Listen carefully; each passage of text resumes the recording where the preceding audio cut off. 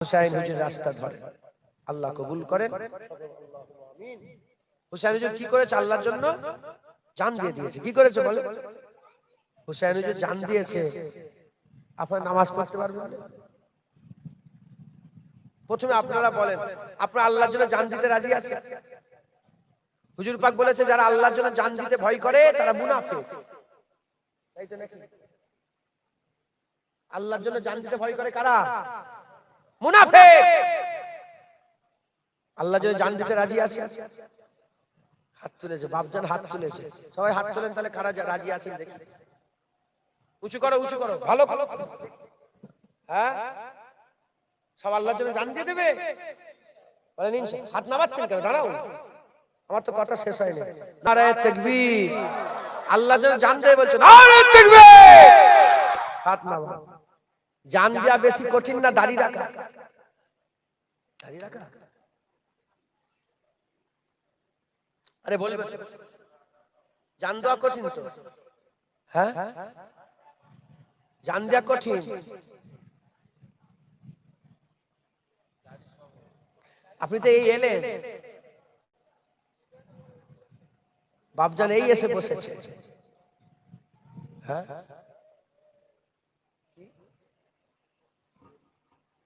এই শুনছেন আপনারা? ঠিকই বাপজান ঠিকই বলছেন, দাঁড়িয়ে রাখা সুন্নাত। এখন কথা হচ্ছে সুন্নাত সব। সুন্নাত কি? সব সুন্নাত। নামাজ পড়া সুন্নাত, রোজা রাখা সব সুন্নাত। কাকে বলে? হুজুর যেটা করেছেন সেই অনুযায়ী এটা কি সুন্নাত। আর জেনে দেবেন, হুজুর যদি না করেন তার অত গুরুত্ব হয় না। মাথায় ঢুকছে? বুঝতে পেরেছেন?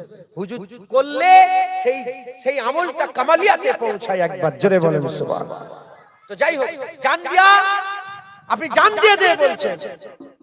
জান দিয়া কঠিন, দাড়ি রাখা সহজ। জান দিয়া কঠিন, নামাজ পড়া সহজ। জান দিয়া কঠিন, সুদ ছাড়া সহজ। জান দিয়া কঠিন, মেয়েদের পর্দা করা ফরজ। তাহলে যে লোকটা বলছে জান দিয়ে দেবো, আর সে যদি নামাজ না পড়ে, তাহলে চিন্তা করতে হবে তার কথাই ঠিক আছে তো? জান দিয়ে দেবে বলছে, যখন ছুরি আসবে ছুটবে না তো? মাথায় ঢুকছে?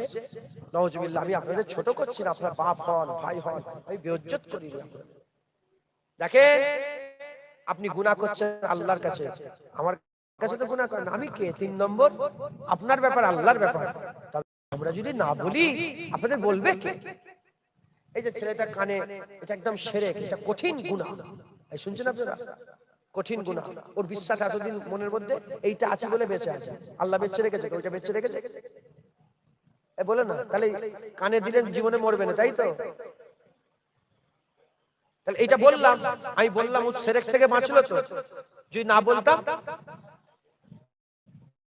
আমার এই বাপটা, এই কচি বাপটা, এ বুকে কোন মানুষের ছবি নিয়ে বসে আছে? মানুষের ছবি বুকে নিয়ে ঘোরা যাবে? হ্যাঁ, যদি আমি না বলতাম তাহলে শিখবে? কোন সুন্নত নিয়ে কবরে যেতে পারবেন না। দাড়িটা এমন সুন্নত যেটা নিয়ে আপনি কবরে যাবেন, হুজুর পাকের সাথে মাকুনতা তাকুলু ফি হাজা রাজুল, কবরে রাসূলুল্লাহ দিদার হবে, তখন হুজুর পাককে দেখবেন, হুজুর পাক আপনাকে দেখবে, দেখবে মুখে রাসূলুল্লাহর সুন্নত আছে। একবার জোরে বলে। হলো তো? বিয়ে শাদী হয়ে গেল, ব্যবসা বাণিজ্য হয়ে গেল, ছেলে পুলের বড় হয়ে গেল, আপনি শ্বশুর হয়ে গেলেন, আপনি নানা হয়ে গেলেন, আপনি দাদু হয়ে গেলেন, এখনো আর দাড়ি চাচবেন না? বলেন ইনশাআল্লাহ। নামাজ কাজা করবে না। এই জওয়ান ছেলে, তোমার বয়স কত? উঠে দাঁড়াও। বয়স কত? 12। এর ফরজ হয়ে গেছে। এর নামাজ কি ফরজ? তোমার বয়স কত আব্বু? হ্যাঁ, হয়। জি আসসালাম বললেন, হে মুসা, আল্লাহ বলেছে আল্লাহ পাকের কাছে এর থেকেও বড় গুনাহগার, এর থেকেও বড় গুনাহগার খারাপ যারা নামাজ কাজা করে। বলে নাউজুবিল্লাহ। নামাজ ছাড়বেন না, নামাজ পড়বেন, নামাজ পড়বেন। বলেন ইনশাআল্লাহ। বাবেরা নামাজ শুরু করে। লোন নেবেন না, সুদ খাবেন না। সুদ লিয়াও হারাম, সুদ দিয়াও হারাম। 1 টাকা 2 টাকা, বড় শুকরটা হারাম হলে ছোট শুকর কি হবে গো? বড় শুকর যদি হারাম হয়, ছোট শুকর কি হবে? 10,000 টাকা যেমন সুদ হারাম, 10 টাকা সুদ হারাম। হারাম খাবেন না, সুদ নেবেন না, সুদ দেবেন না। বলেন ইনশাআল্লাহ।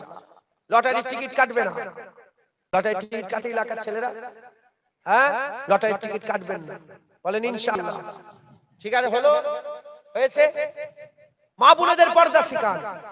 আল্লাহ পাক হুজুর পাকের হাদিস পাকের মধ্যে, কোরআন শরীফের মধ্যে কোন জায়গায় লেখা নেই যারা নামাজ পড়বে না জান্নাতে যেতে পারবে না। এই শুনছেন আপনারা?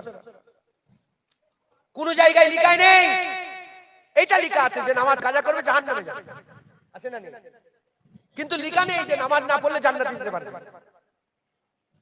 দাড়ি না রাখলে জান্নাতে যেতে পারবে না, এটা লেখা নেই।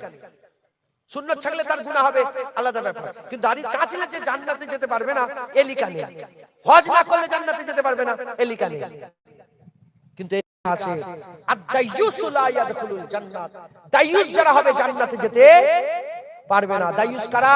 ওই বাপটা দাইয়ুস যার মেয়েটা রাস্তায় রাস্তায় বেপরদা হয়ে ঘোরে, ওই স্বামীটা দাইয়ুস যার স্ত্রীটা বেপরদা হয়ে ঘোরে, ওই ছেলেটা দাইয়ুস যার মাটা বেপরদা হয়ে ঘোরে, ওই ভাইটা দাইয়ুস যার বোনটা বেপরদা হয়ে ঘোরে।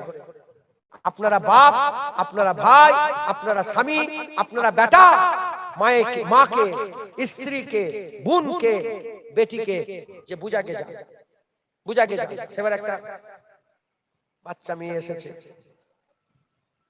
এই 7-8 বছর বয়স এসেছে, ওর নাম মনে হয় আমি রেখেছি, মুখে চাপা চাপা দিয়ে আমার ভালো লাগলো। আমি বললাম, আম্মা তুমি কি তোমার আব্বাকে জাহান্নামে পাঠাতে চাও? বলল সঙ্গে সঙ্গে, কাকু তুমি সঙ্গে সঙ্গে কেমন হয়ে গেছে, এত বড় কথা? বলে না না না না না হুজুর না, দেখো তুমি যদি বড় হয়ে বেপরদা হয়ে ঘুরে ঘুরে বেড়াও তোমার বাপ জাহান্নামে যাবে। আপনি বলতে পারেন না? আপনি আপনার বোনকে বলবেন, বোন তুই কি আমাকে জাহান্নামে পাঠাতে চাস? শিখাবেন। আপনারা বলেন অন্তত, বললেই কাজ হবে ইনশাআল্লাহ। কাজ না হয় কাজ হোক না হোক আপনি বলেন, দায়িত্ব পালন করেন, বলেন ইনশাআল্লাহ। আপনি আল্লাহ পাককে বলতে পারবেন তো যে আল্লাহ আমি বলেছি শোনেন, বলেন ইনশাআল্লাহ। হক হালালের সঙ্গে চলবেন, বলেন ইনশাআল্লাহ। আল্লাহ কবুল করেন সকল, আল্লাহুম্মা আমিন। সংক্ষেপ করে দিলাম, সকলে 3 বার সূরা ফাতিহা শরীফ, 3 বার ইখলাস শরীফ, 7 বার দরুদ শরীফ পড়েন, দোয়া চাওয়া হবে। আমি এর মাঝখানে 10-15 মিনিট সময় আছে, 1টা বাজতে, এর মাঝখানে আপনারা কিছু হাত পাতবো, যারা দেবেন আপনারা কিছু কিছু করে দেন। পেছনে ভাইরা আমার সব, ওখানে পেছনে সব কিশোর বালকরা এসেছে, এই শুনছেন আপনারা? আমি ওদের বেইজ্জত করছি না, ওরা আমাদের ভাই, বেইজ্জত করছেন, কিন্তু ওদের কি হবে? ওদের কি হবে? ওরা জানে না সালাউদ্দিন আইয়ুবীকে, ওরা জানে না মাহমুদ গজনবীকে। আমরাও করেছি, কিন্তু আল্লাহর রাসূল ভুলে না। আল্লাহর রাসূল, আরে আল্লাহর রাসূলের ব্যাপার বুকে থাকবে, সিনায় থাকবে, হুজুর আমাদের দিলে, আল্লাহর রাসূল আমাদের অন্তরে থাকবে, বলেন ইনশাআল্লাহ।